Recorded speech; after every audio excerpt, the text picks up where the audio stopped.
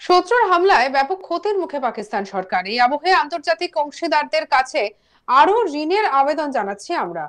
ক্রমবর্ধমান যুদ্ধ এবং মজুত নগদের পরিমাণ পতনের মধ্যে আমরা আন্তর্জাতিক অংশীদারদের কাছে আবেদন করছি, তারা যেন উত্তেজনা কমাতে সাহায্য করে। ভারতের সঙ্গে যুদ্ধে গিয়ে যে বড়সড় নিজেদেরই ক্ষতি হয়েছে সে কথা এবার স্বীকার করেই নিল পাক সরকার। চূড়ান্ত অর্থ সংকটে পড়েছে পাকিস্তান। সামরিক অভিযানে ব্যাপক ক্ষয়ক্ষতির দাবি তুলে আন্তর্জাতিক অংশীদারদের কাছ থেকে ঋণ চেয়েছে পাকিস্তান সরকার। মানে বাটি হাতে ভিক্ষে করার মতো পরিস্থিতি হয়ে দাঁড়িয়েছে তাদের।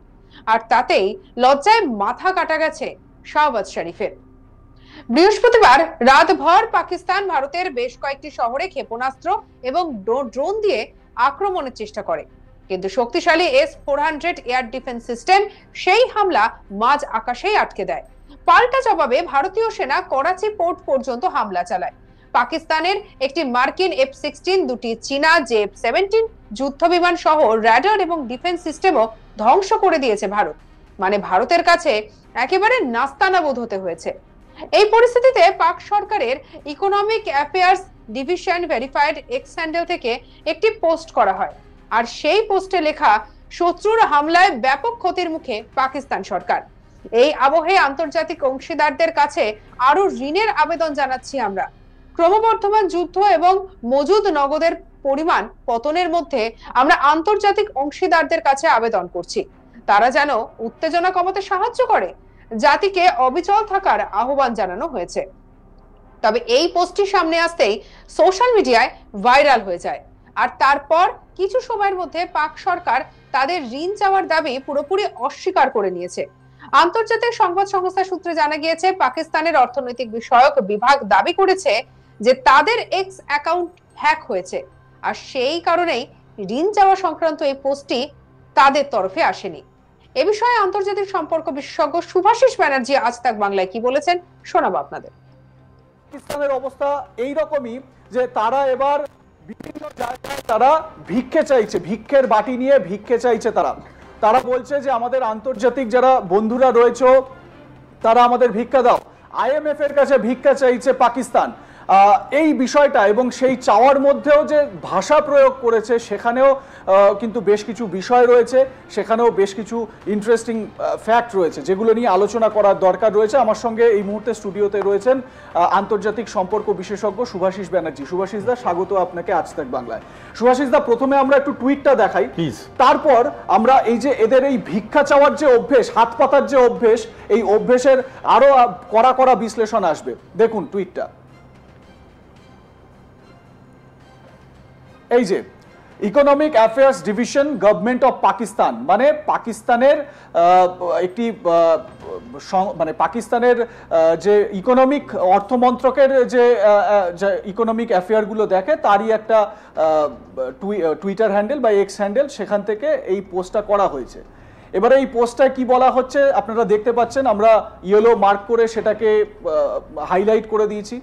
Government of Pakistan appeals to international partners for more loans after heavy losses inflicted by enemy.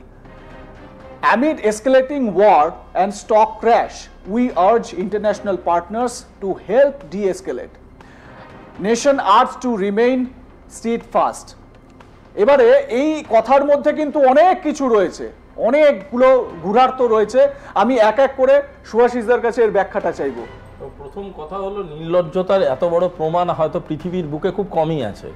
আর তার জন্য প্রথমেই যে জিনিসটা আমার চোখে পড়ছে সেটা হলো ইকোনমিক অ্যাফেয়ার্সকে আজকে অফিসিয়ালি টুইট করতে হচ্ছে।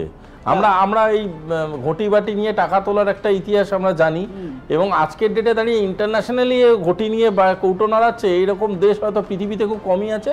পাকিস্তান সেই তালিকায় জুড়ল। আচ্ছা, গভর্নমেন্ট অফ পাকিস্তান। আর একটা জিনিস জেনে আমার খুব ভালো লাগছে যে পাকিস্তানি ইকোনমিক অ্যাফেয়ার্স বলে একটা ডিভিশন ছিল। যাই হোক, ইকোনমি নেই, তার ইকোনমিক অ্যাফেয়ার্স কি করে, কি কাজ করে বলাটা খুব মুশকিল। এবার শুরু হচ্ছে, government of Pakistan appeals to the international partners for more loans. এই মোর লোনস কথাটাই আমি আসছি। তার মানে ওরা নিজেরাই এটাকে নির্ধারণ করে দিল যে ওরা লোনে জর্জরিত। মোর লোন, আরো চাই, আরো চাই, আরো দাও। এই যে হাঁ করে বসে আছে গোটা ইকোনমিক করিডোরে যে আমাকে আরো লোন দাও, ফেরত দেওয়ার কোনো গল্প নেই, টাকা দিয়ে যাও। শুধু টাকা আমাকে দিয়ে যাও, আমি ফেরত দেওয়ার কোনো গল্প নেই তার মধ্যে। মোর লোনস আফটার হেভি লসেস, মানে হেভি লসেস কি করে হলো? পাকিস্তানের নাকি কোনো ক্ষয়ক্ষতি হয়নি, ভারতবর্ষ অ্যাটাক করেছে তাতে পাকিস্তানের কোনো ক্ষয়ক্ষতি? Hey what do you mean by heavy losses? আমি হেভি লসেসের প্রমাণ চাই।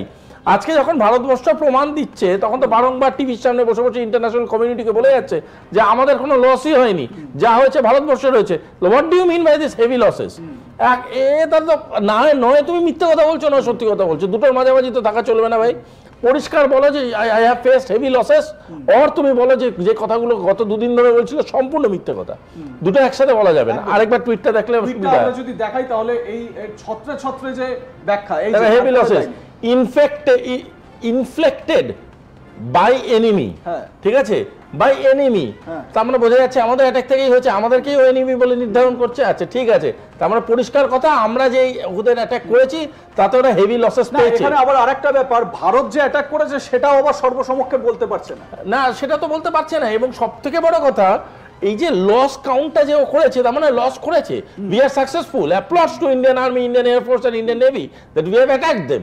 আর সেটাকে আজকের দিনে প্রমাণিত হয়ে গেল যে আমাদের সেই অ্যাটাকটাকে পাকিস্তান কিন্তু অফিশিয়ালি এন্ডোর্স করে দিল, মান্যতা দিচ্ছে। দ্বিতীয় জিনিস দেখো, amid escalating war and stocks crash.